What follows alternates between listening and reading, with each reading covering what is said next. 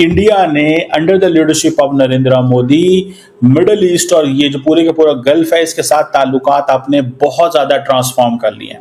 लेकिन अभी ये जो दौरा है ये मोहम्मद बिन सलमान उन्होंने उनको इनवाइट किया। मेरा ख्याल है they are very close in signing the free trade agreement with the GCC. और फिर आपको पता है कि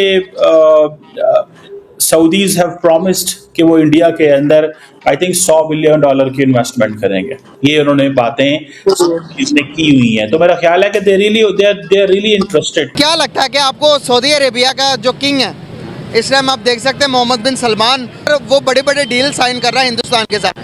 बेल्ट एंड रोड इनिशिएटिव के ऊपर भी सिग्नेचर हो गया। हिंदुस्तान को सुपर पावर बनाने के लिए जो सबसे ज्यादा अहम किरदार अदा कर रहा वो सऊदी अरेबिया कर रहा है। दोनों मुल्कों ने एक पार्टनरशिप साइन किया, स्ट्रेटेजिक पार्टनरशिप। कौन सा है दोनों की? सऊदी अरब जो है वो जीसीसी की दोबारा उसकी सीट उसको मिलने वाली है और दोबारा उसकी सदारत मिलने वाली है। तो मुझे लगता है कि शायद बहुत सारे एग्रीमेंट्स वो करवा भी सकेंगे। आज जो है वो इससे मुनीर साहब ने वो बात की कि हिंदू और मुस्लिम कभी भी इकट्ठे नहीं हो सकते, लाख कोशिशें कर लो, ये कर लो, वो कर लो, नहीं इकट्ठे हो सकते। अब इस बात के पीछे दूसरी भी वजह है। दूसरी वजह क्या है? हाइप लेना। आप देखें कि उनको यहाँ पे कोई बंदा मुंह लगाने को तैयार नहीं है, उनकी कोई बात सुनने को तैयार नहीं है। उस बंदे ने एक सोचा छोड़ा है मीडिया में लाइमलाइट लेने के लिए। दोस्तों, शेखों को समझ में आ चुका है कि भारत कितनी बड़ी ताकत है और पाकिस्तान कितना बड़ा जाहिल है।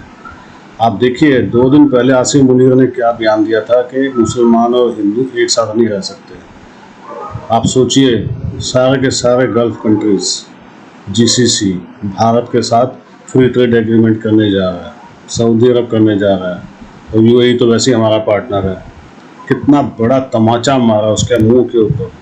इससे बड़ी बात और क्या होगी दोस्तों? आप सोचिए, 2 दिन के बाद ही उसके कपड़े उतार के ना उसको जूते मारे हैं शेखों ने।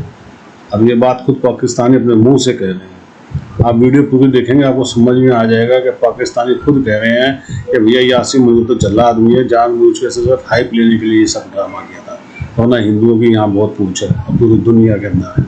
सुन के बड़ा गर्व महसूस होता है। दोस्तों, कमेंट्स कीजिएगा, वीडियो को लाइक और चैनल को सब्सक्राइब जरूर कीजिएगा। Thank you very much. जी मैं साहब, जैसे आपने देखा कि मोदी साहब जो है वो सऊदी अरब जा रहे हैं, तो क्या आप हमें इस दौरे की तफसीलात से आगाह कर सकते हैं? इंडिया ने under the leadership of Narendra Modi middle east और ये जो पूरे का पूरा गल्फ है इसके साथ ताल्लुकात आपने बहुत ज्यादा ट्रांसफॉर्म कर लिए हैं।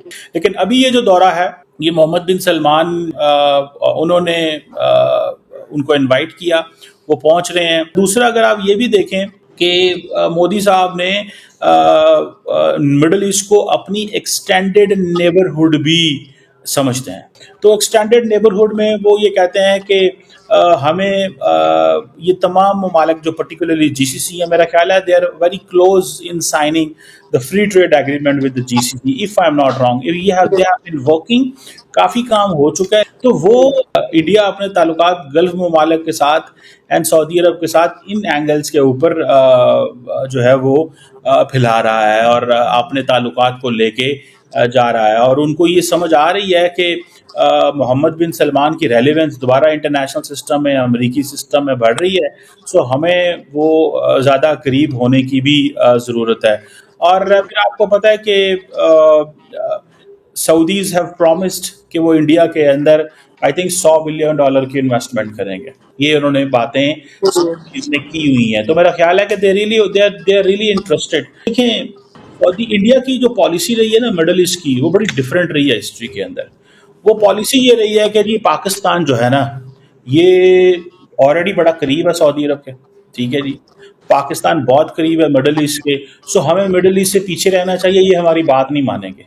मोदी ने वो टैबू तोड़ा है और वो टैबू ये तोड़ा है कि एक तो सऊदी अरब के साथ उन्होंने कारोबार किया है। उन्होंने कहा जी हम एक बड़ी मार्केट है, हमारे पास ज़्यादा पैसा है, हम आपका तेल खरीद सकते हैं। पाकिस्तानी क्या खरीद सकते हैं?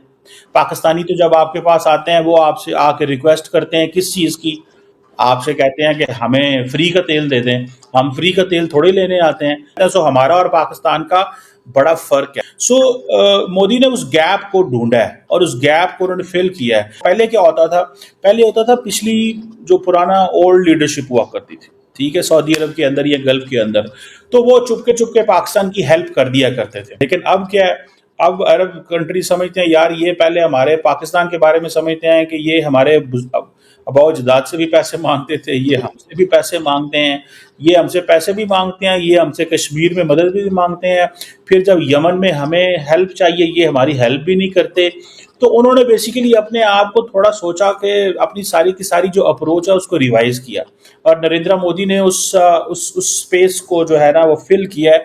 दोनों मुल्कों ने एक पार्टनरशिप साइन किया, स्ट्रेटेजिक पार्टनरशिप कौंसिल दोनों की। सऊदी अरब जो है वो जीसीसी की दोबारा उसकी सीट उसको मिलने वाली है और दोबारा उसकी सदारत मिलने वाली है।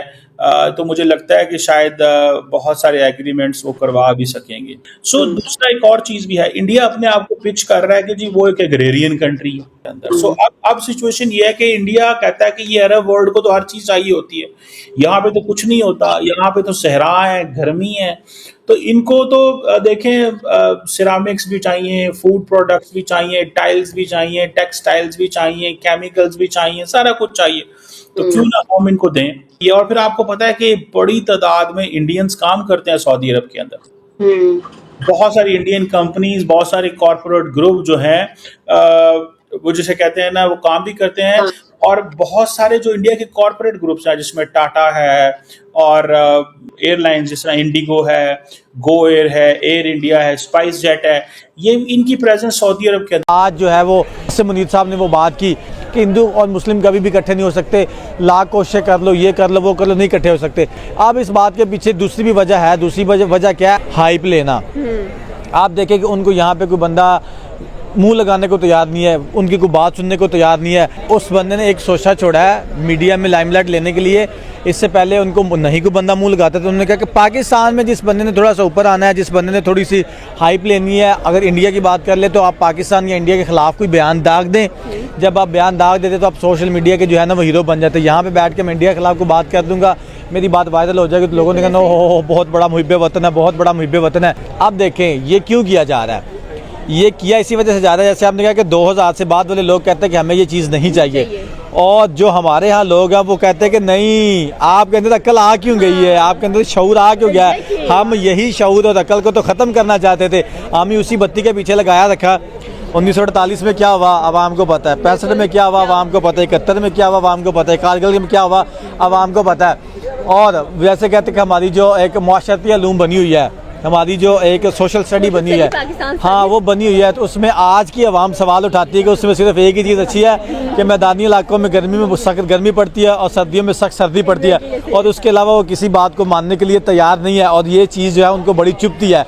अब ये कह रहे हैं कि हिंदू मुस्लिम एक नहीं है, हिंदू मुस्लिम आपस में इकट्ठे ना हों, बॉर्डर ना खुलें, ये लोग नफरतें फैलाते जाएं। यहाँ पे एक बंदा आता है विक्रांत गुप्ता, हिंदू है वो बंदा। जब उससे यहाँ पे लोगों को देखने का मौका मिलता है और लोगों को मिलने का मौका मिलता है, अब मैं क्या बताऊँ, दुनिया को पता है क्या, दुनिया उसे टच करने के लिए तड़प रही थी, क्या वो हिंदू नहीं था?